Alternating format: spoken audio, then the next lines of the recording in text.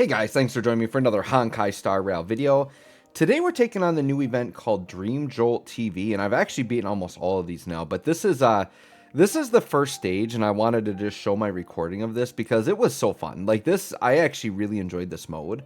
But stage one was a mode focused around breaking the enemies, and fire and ice were good typings here. So you know what we did? We broke out the Himeko Herta combo with Ron May, and then I've actually been liking the using Fire Trailblazer instead of a healer, because the Fire Trailblazer protects my team but still does AoE damage and can help inflict break more than a healer can. So I've been finding this to be like my pure fiction like god team. Now this is cool because we're outside of pure fiction, and in this Dreamjolt TV stage 1, like Herta and Himeko, man, they're blowing it up.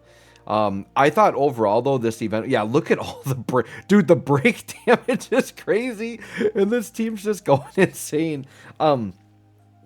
I found this mode to be quite fun though, because every stage was heavily themed around doing certain things, and it might seem kind of restricting at first, but then it's fun because you get to use loner characters. So like you really can, anybody can do this. You just have to pick the right characters for the situation. So they had a stage that was heavily DOT focused, and I was pretty worried because DOT is the worst thing for me because I don't have any DOT characters really built up. Well, I could just use Black Swan and Kafka. Like they had all those characters as loners, and I was able to get the max score on it. But look at all this dude, like when Himeko is popping off double counters because I'm breaking so much, it's just crazy. I think this is like the funnest type of content, is when I can have Himeko and Herta go crazy. Because right, this is all about the trash cans, right? So another stage that was super fun that I don't know, I might have to record a video on. Maybe we'll do it for March Day, because March Day is coming up very soon. March 7th, I want to do something for March, whether it be a stream or maybe just some March videos. We'll see, but we're going to do something for March, and maybe I'll feature her in Dreamjolt TV, because one of the stages were like the big ape characters that like they throw like bottles at you or whatever. And they have this gimmick that if you have a shield on, you reflect the bottles back. So the whole theme of that fight was preservation, and March actually did really well in that fight. It was a pretty fun fight. So yeah, you know, that's one I didn't record, but I definitely could. It was a pretty fun one. So yeah, they all had themes, and then another one of the stages was with all the TVs. And when you hit them, they either go from angry to happy. So the idea was you have to get like, it was kind of like a puzzle game. You just had to attack them so that you could get like 3 happy ones next to each other and they would automatically die. So that stage was cool because it wasn't really about having powerful characters. It was about just making sure you have a mix of like AoE, 3 target and single target attacks so that you could just really manipulate the TVs. So yeah, I think this Dreamjolt TV has actually been one of the more enjoyable, I guess I would call it just like a side event that they've had. So I really hope they do more of these. I found these quite fun, especially this stage here, right? That, you know, Ron May is like perfect for this because it's focused on breaking. And I think they did give you Himeko as a loner character, so they knew Himeko was going to be quite good here, because it's like, yeah, if the whole goal is breaking, Himeko is going to be popping off, and they're weak against fire, so it's just so perfect. By the way, I think I'm going to do Pure Fiction just updated as well. So I want to try to do a video in there because stage 4, they made it so ice and fire were weakness. So that's just like godly for this Herta Himeko team. I just have to clean up my phase 2 to get 20,000 points in my phase 2 with the second team. So I'll try to clean that up and get a recording of that. It's to the point where like this team is so overkill, like I get the 40k and still have turns left. And then the second team is like not strong enough to get me the 20k I need just to get to 60. So we'll see. But yeah, you guys can let me know if you like this mode or not. And so I guess I can explain for somebody that maybe doesn't understand this mode or is a little confused by it. What we're in right now is we're kind of in like a bonus build-up mode. And so what it is for following the theme of what they want you to do in the fight, which in this example, they want you to break a lot.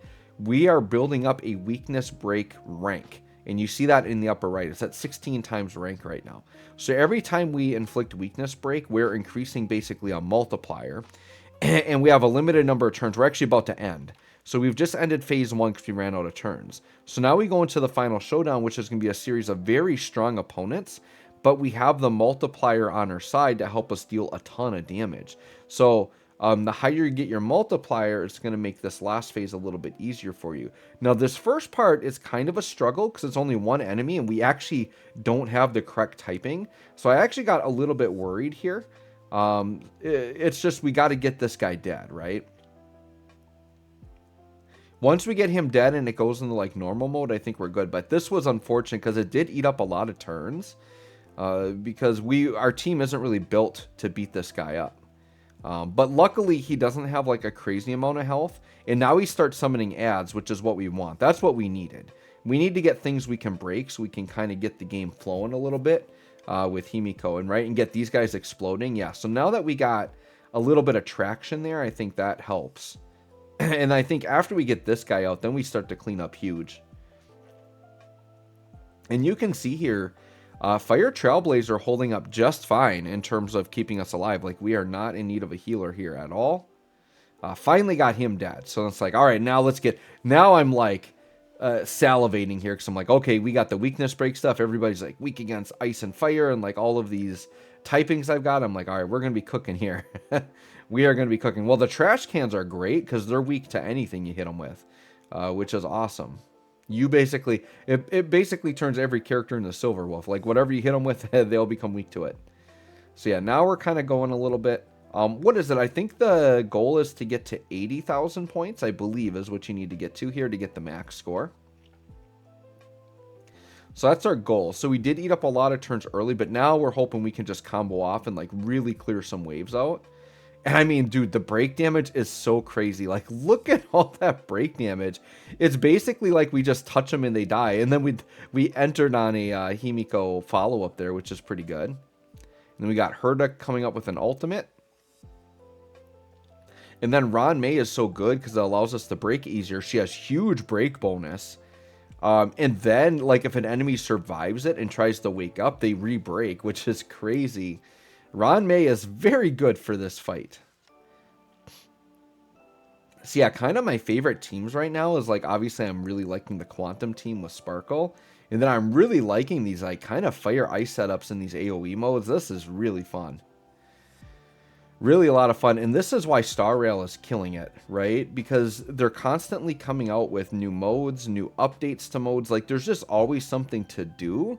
But they do it in a way where it keeps every character relevant, right? Like, Fire Trailblazer is a character I am taking out a lot for fights, and they actually work very good, right? Like, they're not dating. All of these characters, like, aren't really aging too poorly. Like, they're all usable. And just giving me more modes where, like, these AoE characters are good, I think is a really good thing. If you keep the game too, like, I don't know, one-dimensional, then it gets boring, right? So I like that this game is really mixing it up. Different game modes, different places to use characters. I love it. It's great. Star Rail, you're killing it. Good game. Great game. As we go through it, like, this is where I just get so excited. It's just like I see all of the follow-ups just going crazy. And then it's just like attack after attack after attack, like relentless. You know, if we equate it to like Defo, how like my favorite setups were like the off-turn defense comps. Well, this is my version of it here. I'm loving these big AoE follow-up damage character type fights with Himeko and Herta.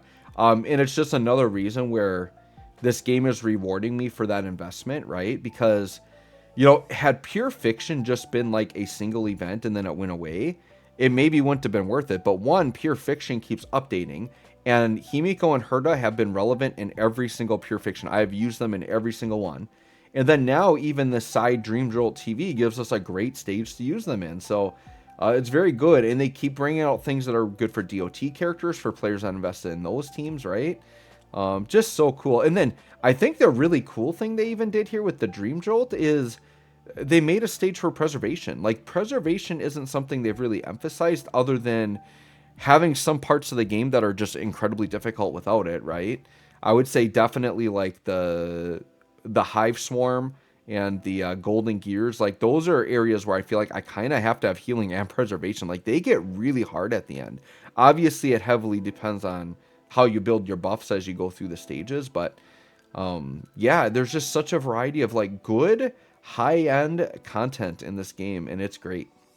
It's so fun. And see, like, even when I compare to a game like Defoe's a game that follows, I think, what a lot of gachas do, where the battles are either just kind of like trash fights or trash waves that don't matter, and then you've got like your one serious fight. This game's got so much good like mid-level content. Sorry, my fight's over, by the way. Absolutely crushed it. I killed it there. But I kind of am on a tangent here, and I want to finish my thought. But what Star Rail does so well, it's not like, okay, I'm just waiting for the next single hard fight to come out.